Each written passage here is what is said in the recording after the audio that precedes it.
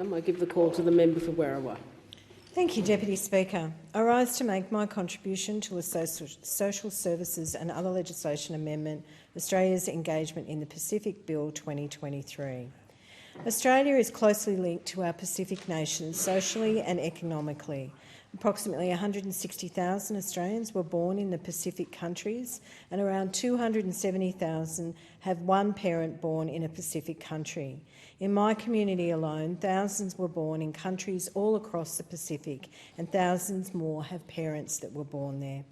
It represents a strong people-to-people connection between us and the Pacific.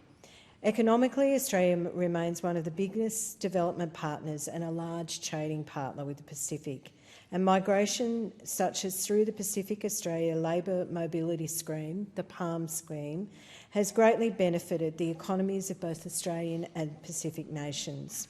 Since coming into office, the Albanese government has been continually working to grow this close connection.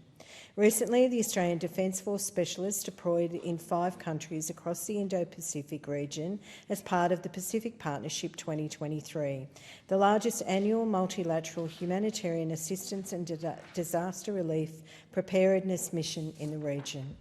In October last year, the Albanese government fulfilled an election commitment to expand aerial surveillance of the Pacific countries' exclusive economic zones under the Pacific Maritime Security Program. The expansion will help countries tackle illegal fishing, a practice that drains hundreds of millions of dollars out of Pacific economies every year.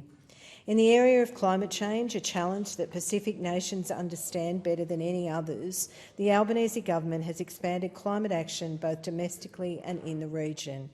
The October budget established the Pacific Climate Infrastructure Financing Partnerships to support climate adaptation, resilience projects throughout the Pacific. The Albanese government has advocated to co-host the UN Climate Change Conference in the Pacific to highlight the consequences of climate change in the region, and we've co-sponsored Vanuatu's request to the International Criminal Court of Justice for an advisory opinion on climate change. The Albanese government has also increased Australia's official development assistance budget for Pacific countries by $900 million over 4 years, providing $1.9 billion in development assistance in the 23-24 year, and is providing healthcare, education, sewerage infrastructure and other critical social services. The bill being debated here today demonstrates the Albanese government's continued commitment to Australia's unique relationship with our Pacific neighbours, a relationship of which we are very proud. We are proud of one of the most vibrant multicultural societies in the world, a society that values the contribution of many cultures that call Australia home. We're proud of our strong safety net and educational support that ensures families are not left behind and give people an opportunity to get ahead. And we're proud to be one of the highest quality agricultural producers in the world.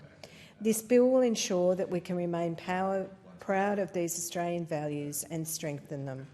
Beginning with the PALM scheme, this bill sets out to strengthen one of the most important Pacific policies. The PALM scheme is vital for Australian farmers who are facing labour shortages across rural and regional Australia.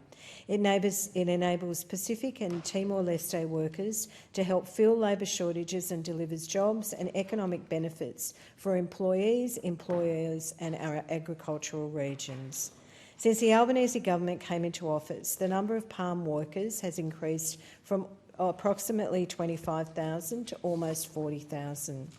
And earlier this year, the Albanese government moved to strengthen safeguards to stop exploitation of workers in the PALM scheme, ensuring that migrant workers have pay parity with domestic workers and increasing transparency surrounding accommodation costs and other deductions.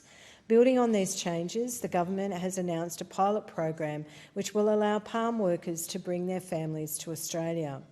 Workers that take part in the PALM scheme move to Australia for years at a time, and that separates them from their families. The pilot program will allow 200 families of PALM workers who have been in the country for at least 12 months to migrate to Australia. The government is taking a measured and sensible approach in the form of a pilot, which will enable the government to monitor the new measure and ensure that it works for all parties. With the introduction of this new measure, this bill will set out to expand across access to the appropriate benefits for these families. By amending a new tax system, the Family Assistance Act 1999, these families will be eligible for Family Tax Benefit Parts A and B, as well as the childcare subsidy. These changes will support families with cost of living and ease pressure on households by giving both partners the opportunity to participate in the workforce. Because palm workers, like all workers, are the foundation of our success. They are the ones that support critical industries and sectors such as agriculture and, more recently, aged care. Their importance to our nation, as well as the importance to our close relationships with our Pacific neighbours, is recognised in this bill. Another measure introduced by the Albanese government to strengthen our relations in the Pacific is the new Pacific Engagement Visa, the PEV. Despite being our closest neighbour, less than 1% of Australia's permanent migration intake is from Pacific countries. The PEV recognises the growing Pacific and Timor-Leste diaspora in Australia, allocating up to 3,000 permanent visas for Pacific nationals annually. The visas will be allocated through a ballot process, and if selected, participants will need to apply as well as meet various eligibility requirements. These requirements will include being aged 18 to 45 to enter the ballot, being selected through that process, have an ongoing job offer, meet English language requirements as well as health and character checks, hold a passport of a participating country, and have been born or have a parent born in an eligible country. The PEV was designed in close consultation with various Pacific nations to ensure that it delivers on bringing together our Pacific family and benefiting all of us. This bill will enhance the Pacific engagement visas by expanding various support measures to those visa holders and their family. The bill will also amend a new tax system, the Family Assistance Act 1999, to provide family tax benefits A to PEV holders. It amends the Higher Education Support Act 2003 and the Vet Student Loans Act 2016 to allow PEV holders access to higher education loans program and to vet student loans. Additionally, the bill amends the Social Security Act 1991 to allow access to Austudy as well as youth allowance for both students and apprentices. These measures are incredibly important because it opens up educational opportunities for our Pacific nations to help with the skill shortage that Australia is experiencing in the short term and the broader labour issues we are facing in the long term. Australia is a Pacific nation. We are proudly a part of a vast and diverse Pacific region. The measures detailed in this bill and amendments they make to strengthen the Pacific Engagement Visa and the PALM scheme are a demonstration of Australia's commitment to our Pacific family.